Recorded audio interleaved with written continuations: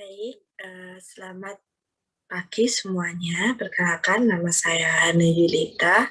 Kalian bisa panggil saya Hana. Nah, di sini saya akan mempresentasikan tentang sejarah filsafat. Namun sebelumnya saya izin untuk share screen.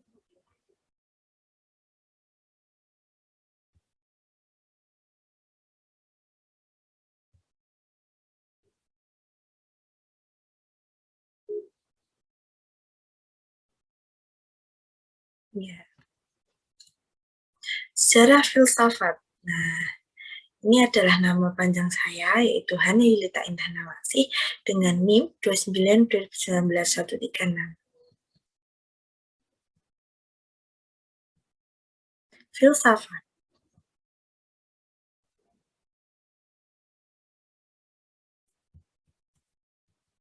Nah, mari kita awali dengan kelahiran filsafat.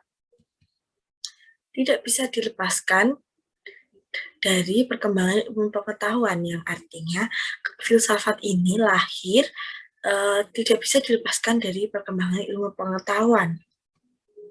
Nah, filsafat muncul pada masa peradaban Yunani kuno.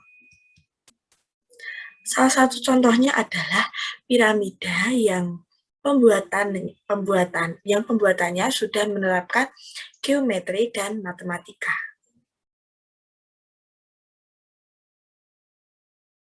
Kita masuk kepada masa Yunani. Nah, pada masa ini penting bagi peradaban manusia. Nah,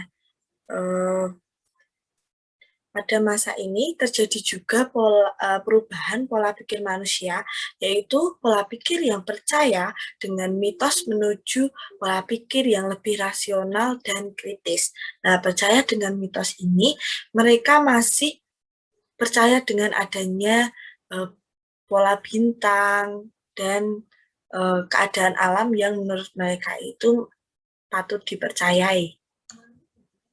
Selanjutnya, menurut ahli filsafat atau disebut juga dengan filosofos, harus mempunyai pengetahuan yang luas sebagai proses daripada kecintaannya akan kebenaran. Nah, ahli pikir pertama kali muncul adalah Thales atau Thales pada tahun 625 sampai 645. Maaf, ini terjadi salah penulisan. Sebelum Masehi, yang berhasil mengembangkan geometri dan matematika. Nah, dan mulai benar-benar jelas digunakan pada masa kaum Sofis. Selanjutnya dilanjutkan dengan para ahli yang mulai mengembangkan keilmuan mereka. Nah, pada masa ini juga kepercayaan bersifat formalitas atau natural religius muncul juga selain dari Thales tadi, pemikir pertama kali, muncul juga para ahli pemikir-pemikir yang lainnya, contohnya seperti Socrates, Euclid, Plato, dan Aristoteles. Nah, masuk kepada masa abad pertengahan. Pada masa ini diawali dengan lahirnya filsafat Eropa. Pada masa ini dipengaruhi oleh kepercayaan Kristen. Berarti pada masa ini filsafat didominasi oleh agama. Jadi yang sebelumnya pada masa awal, pada masa Yunani, mereka masih percaya dengan mitos-mitos dan yang lainnya. Nah, pada masa abad pertengahan, mereka sudah didominasi dengan filsafat agama, dengan kepercayaan. Pada masa abad ke-6, mulai muncul sekolah-sekolah yang mengajarkan ilmu pengetahuan. Nah, ilmu yang diajarkan adalah gramatika, geometri, astronomi, dan musik. Munculnya sekolah mendorong pemikiran filsafat pada abad ke-13 dengan munculnya universitas-universitas dan ordo-ordo. Nah, di masa ini juga kejayaan Islam muncul dan berkembang muncul dan perkembangan ilmu pengetahuan pada masa ini berkembang sangat pesat. Nah, pada masa ini juga adanya masa transisi, yaitu masa peralihan dari abad pertengahan menuju ke abad modern. Pada masa transisi muncul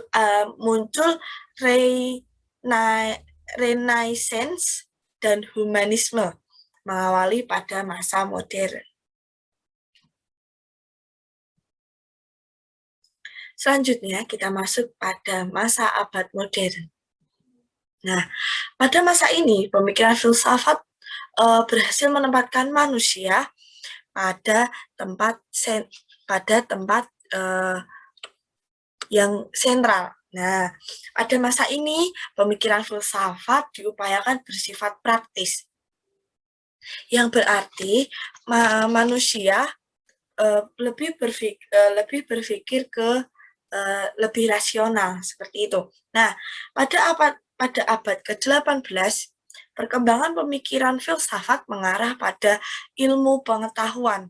Pemikiran filsafat diisi dengan upaya manusia agar manusia bagaimana cara atau sarana apa yang dipakai untuk mencari kebenaran. Nah, pada masa abad ke-18 pemikiran filsafat mengarah pada ilmu pengetahuan. Mereka menggali diisi dengan upaya manusia, bagaimana cara atau sarana yang dipakai untuk mencari kebenaran, seperti itu. Masuk ke abad 19, mengalami perpecahan pemikiran yang sudah mampu membentuk suatu kepribadian tiap bangsa. Nah, contohnya ada filsafat Amerika, Prancis, Inggris, dan Jerman maupun negara yang lainnya. Nah, pada masa abad ke-19 ini mereka sudah bisa sudah mampu menentukan kepribadian suatu bangsa atau bangsa mereka masing-masing.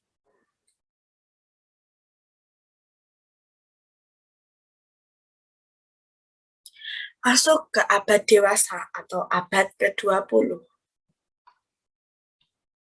Pada masa ini, filsafat disebut filsafat kontemporer. Nah, filsafat kontemporer ini memberikan perhatian khusus pada bahasa dan etika sosial. Nah, muncul juga, selain filsafat kontemporer, muncul juga filsafat analitika. Nah, apa sih filsafat analitika ini? Filsafat analitika membahas tentang cara berpikir untuk mengatur pemakaian kata-kata atau istilah yang menimbulkan kerancauan. Nah, selanjutnya, pada masa pertengahan pertama abad ke-20 muncul aliran-aliran kefilsafatan. Contohnya seperti neotanisme, neokontianisme, neo-hegelianisme, dan kritik ilmu dan yang lainnya. Pada masa awal pertengahan akhir abad ke-20, muncul aliran kefilsafatan yang memberi corak pemikiran. Nah, sekarang kita masuk ke manfaat dan penutup. Apa sih manfaat kita belajar filsafat? Manfaat filsafat. Belajar filsafat dapat menjadikan manusia lebih bijaksana. Bijaksana artinya mampu memahami suatu pemikiran dari sisi yang berbeda dari keadaan yang ada. Jadi manusia diharapkan menjadi manusia yang lebih bijaksana dan bisa memahami suatu pemikiran yang dari sisi yang berbeda, tidak stuck di situ saja atau dari satu sisi saja, seperti itu.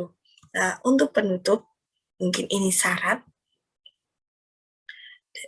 Dengan belajar filsafat, diharapkan dapat mengubah pola pikir manusia di masa yang mendatang, yang diharapkan dapat berpikir secara luas, global, dan mendalam. Selain itu, pemikiran filsafat berarti berpikir lebih mendalam sampai pada akar-akarnya dan hakikatnya. Nah, jadi diharapkan manusia memiliki pemikiran yang lebih kritis, yang lebih luas, yang lebih mendalam untuk mencari kebenaran yang sebenar-benarnya.